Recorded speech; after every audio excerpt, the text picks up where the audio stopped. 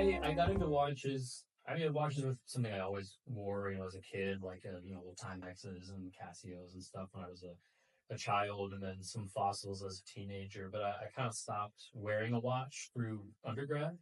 And then one year, my dad didn't know what to get us for Christmas, and so he gave me and my brother $100 Amazon gift cards, and was looking online and ended up getting an Invicta Pro Diver. Wow. Which I know, but I didn't know at the time that it was, like a Rolex Homage. I couldn't have picked a Submariner out of a lineup. But then once I saw that it was basically an homage watch, I was like, well, that's not really my speed. And so I did some reading online, and then got a Seiko SKX 007, and then the rest was kind of history. Nice. That was 2017, 18. Yeah. I have to ask, how big of a hit did you take on the Invicta? Well, because of Amazon return policy, none. Good choice. So yeah, tell us about some of what you have here. Yeah. The Nomos. The Nomos is cool. Out of everything that I have today, I've actually had this one the longest.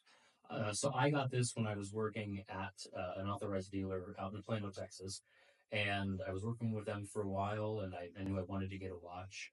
And I was leaving some part-time work there to go and do a couple more singing gigs, and so I thought something, kind of everyday but kind of classy could be nice, and so I settled on the Nomos, the Club Campus 38 millimeter hand wound.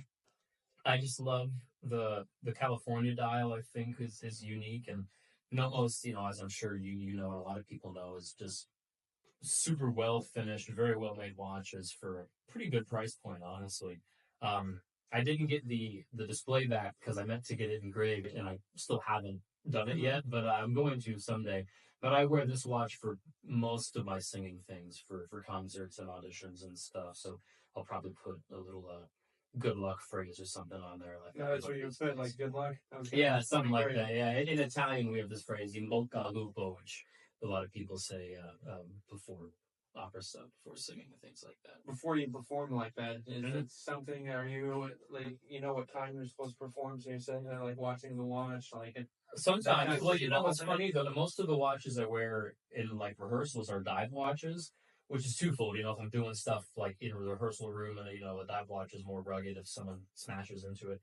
But the bezels, because as a union performer, we have standardized breaks. So if someone says they're going on break, you can set that bezel to whatever, so you know exactly how much time you have on break, which is maybe a hidden use of dive watches. Yeah, what's the guess that?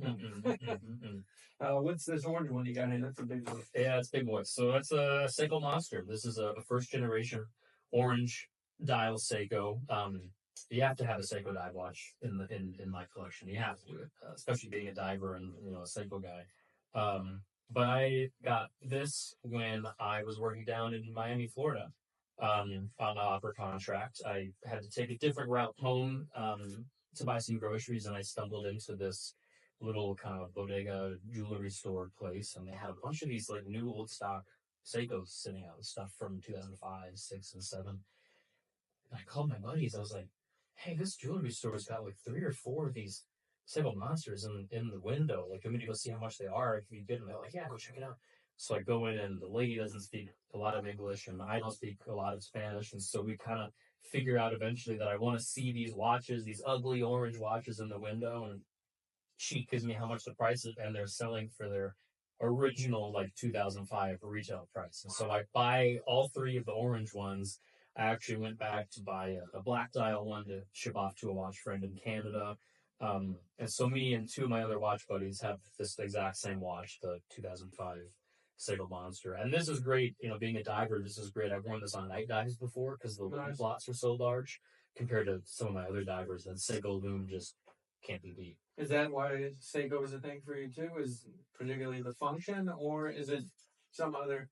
I think it's nostalgic in a way. I mean, if you're looking to get a great watch at an affordable price point, that realistically could just be one watch. I still think you're hard pressed to beat Seiko. And since I started with an SKX as my first watch, I think there's something nostalgic about always having a Seiko diver in the lineup.